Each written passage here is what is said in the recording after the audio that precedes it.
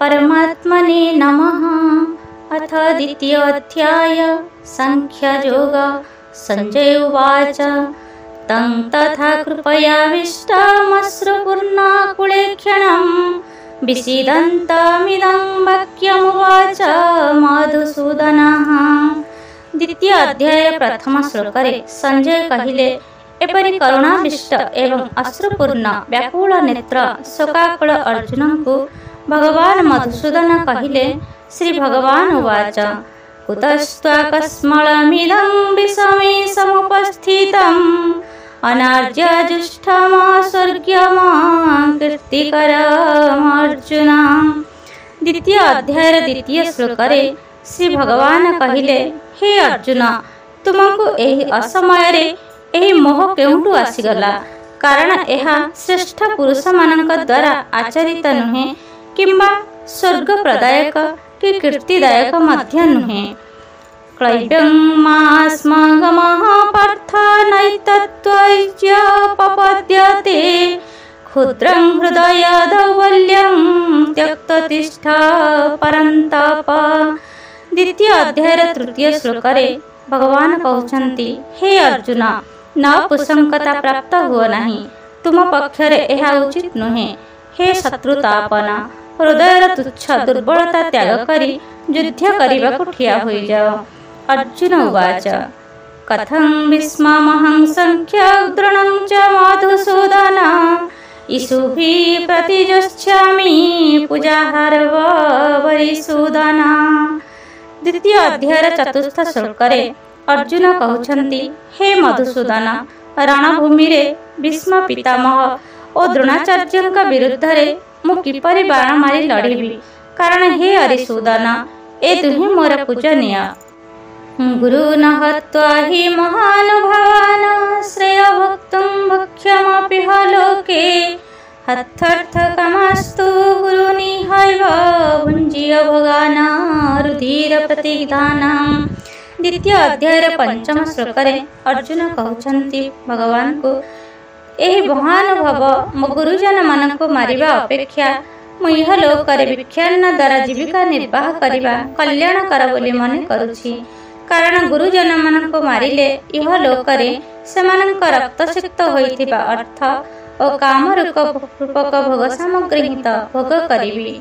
न चैतद विद्मः कतरन्नो गरियो जदवा जयेम जदिवा न जयेउ जाने हत्वा न जिजीविषाम स्तेव स्थिता प्रमुखे धर्तराष्ट्रः। द्वितीय अध्यायर षष्ठ श्लोकरे पुणी कहउछन्ति, आमर युद्ध करिबा और न करिबा एई दुईटी मध्यरे केउंठी श्रेष्ठ आमे ताहा जानि नाहु। आमे सेमानंकु जितिबु कि सेमाने आमकु जितिबे ताहा मध्य जानि नाहु। जेउमानंकु मारी आमे बंचिबाकु इच्छा मध्य करुनाहु, आमर सेही आत्मीय धृतराष्ट्रଙ୍କ पुत्र माने ही आम सम्मुखरे युद्ध करिबा पई ठिया होइछन्ति। कार्पण्य दोषापहत स्वभावः पृच्छामि त्वं धर्म सम्मूढ चेताः यच्छ्रेयः स्यानश्चितं ब्रूहि तन्मे शिष्यस्तेऽहं साधिमां त्वं प्रपन्नः।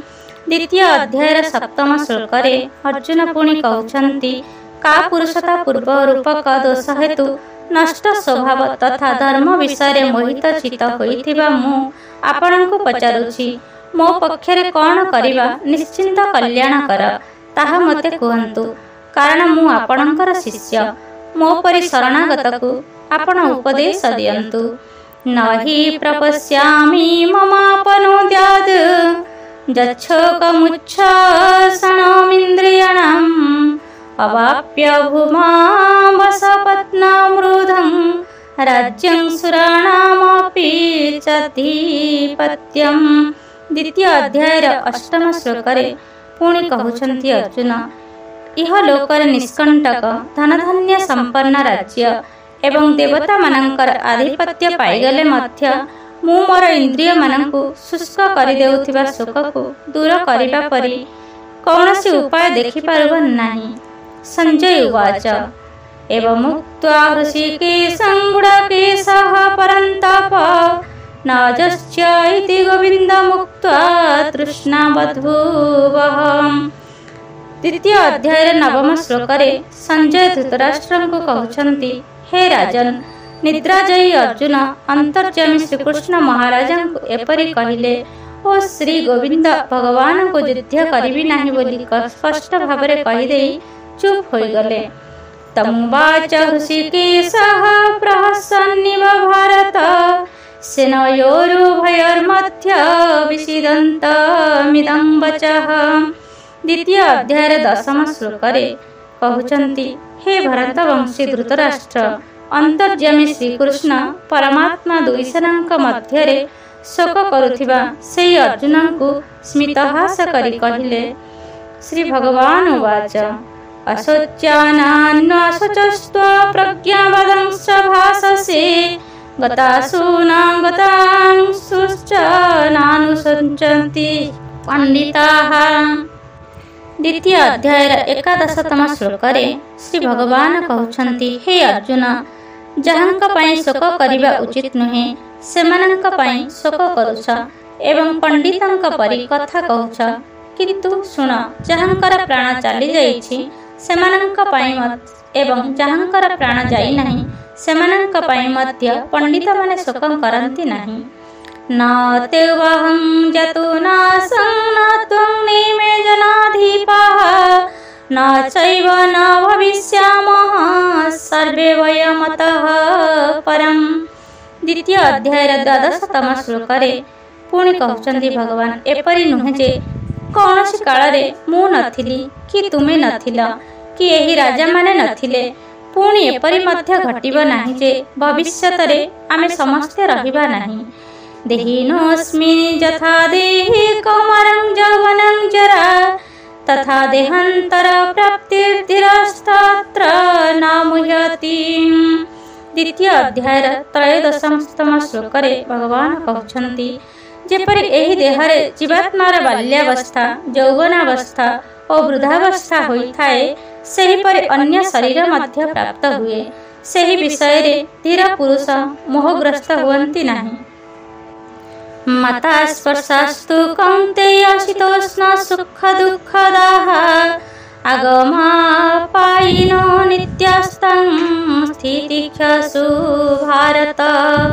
द्वितीय अध्यायर चतुर्दशतम श्लोकरे पुणी कहउछन्ति, हे कुंती पुत्र, श्री शीत उष्ण और सुख दुख देउथिबा इंद्रिय और विषय मानकर संयोगत उत्पत्ति विनाशशील और अनित्य। तेणु हे भारत, तुमे से सब सही जाओ। जंहि न व्यथयन्तीत्य पुरुषं पुरुषाश्रव समदुःख सुखं धीरं सोमृतत्वय कल्पते। द्वितीय अध्यायर पंचदशतम श्लोकरे पुणी भगवान कहउछन्ति, हे पुरुष श्रेष्ठ, सुख दुख को सम्मान दृष्टि रे देखुथिबा जो धीर पुरुषंकु एही इंद्रिय और विषयर संयोग व्याकुल करि पारे नाही से मोक्ष पाई योग्य नुहंती। ना सतो विद्यते भावो ना भावो विद्यते सतः उभयोरपि दुष्टन्तस्त्वनायस्तत्त्वदर्शिभिः। द्वितीय अध्यायर 16 श्लोकरे पुणी कहउछन्ति, भगवान असत वस्तुर अस्तित्व नाही एवं सत वस्तुर अभाव नाही। उक्त दुईटी जाकर तत्व तत्वज्ञानी पुरुषंक द्वारा देखा जाइछे। अविनाशी तु तद्विधि जन सर्वमिदं ततं विनाशमव्ययस्य न कश्चित् कर्तुमर्हति। द्वितीय अध्यायर 17तम श्लोकरे पुणी भगवान कहउछन्ति, एही न्याय रे जहा द्वारा एही संपूर्ण दृश्य जगत व्याप्त होइछि ताहा नाश रहित बोली जाना। सेही अविनाशी को विनाश करिबा पई केही मल्ले मध्य समर्थ नुहंती। अंतवंत इमे देहा नित्य सुप्ताः शरीरिणः अनासीन प्रमेयस्य तस्मादयुध्यस्व भारतम्। द्वितीय अध्यायर 18तम श्लोकरे पुणी भगवान कहउछन्ति, नाश रहित अप्रमेय नित्य स्वरूप जीवात्मार एही सकल शरीर को नाशवान बोली कहा जाइछि। तेणु हे भारतवंशी अर्जुन तुमे युद्ध कर। जयेनं वेति हन्तरं यश्चैनं मन्यते हतम् उद्भौ तौ न विजानातो नयं हन्ति न हन्यते। द्वितीय अध्याय 19तम श्लोक पुणी भगवान कहउचंती जे एही आत्मा हत्या करे बोली बुझंती तथा जे एहाको निहत हुए बोली स्वीकार करंती से उभय आत्मा विषय रे किछि जानंती नहीं, कारण एही आत्मा वास्तव रे कहारी को हत्या करे नहीं कि कहारी द्वारा निहत हुए नहीं। न जयते म्रियते वा कदाचिनि नयं भूत्वा भविता वा न भूयः अजो नित्यः शाश्वतयं पुराणो न हन्यते हन्यमाने शरीरे।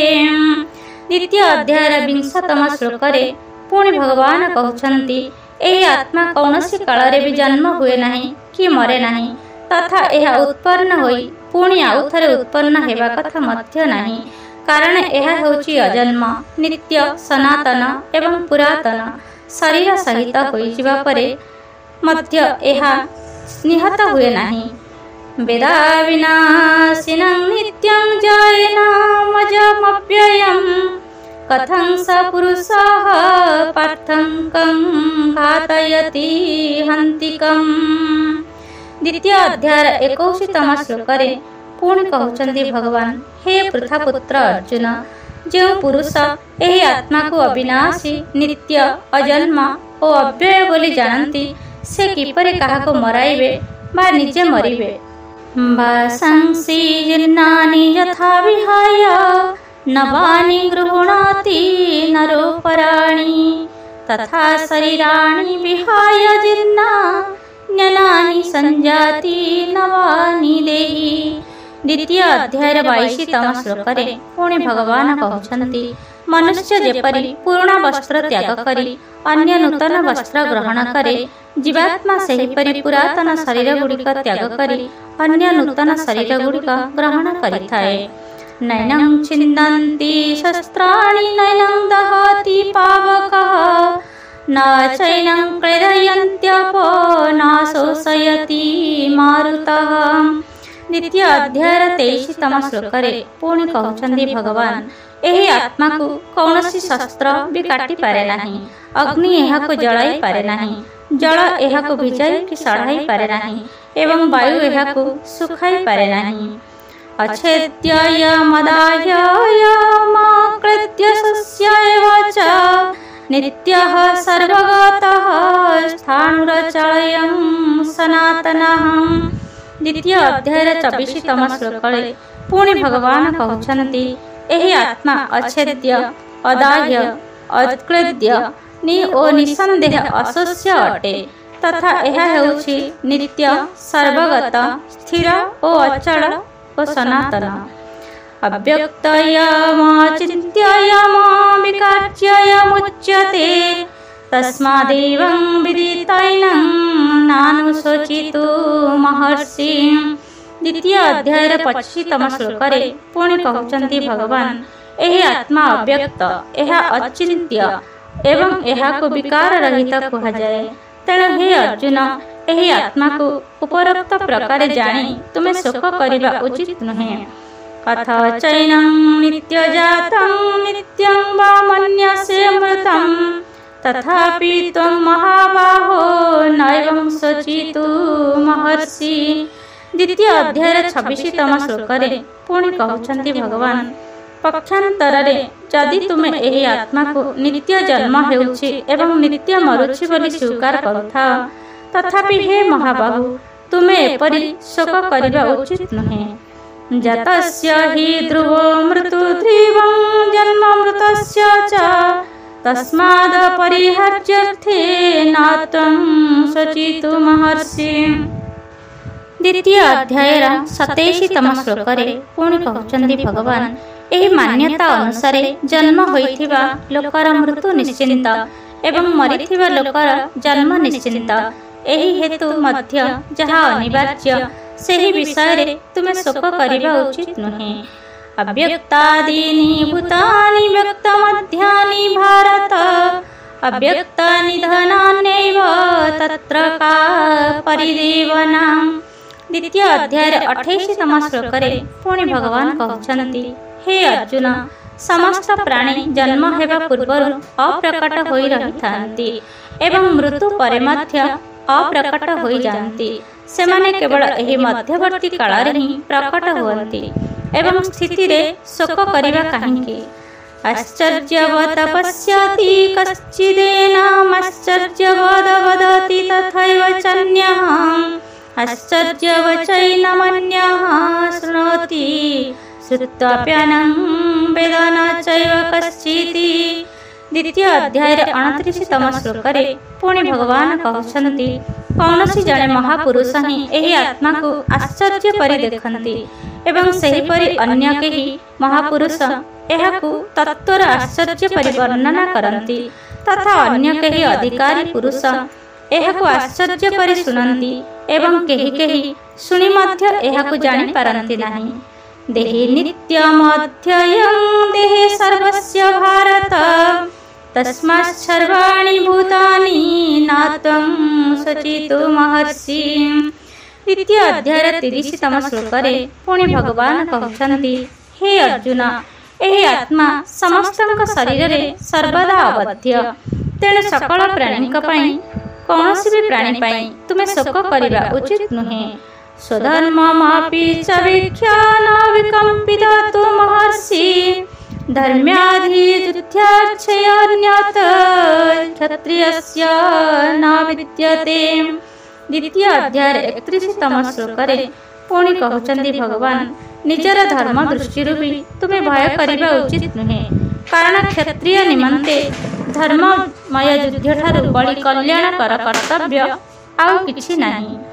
जदृच्छया च पपन्नं स्वर्गद्वारमपावृतं सुखिनः क्षत्रियाः पार्थ लभन्ते युद्धमीदृशम्।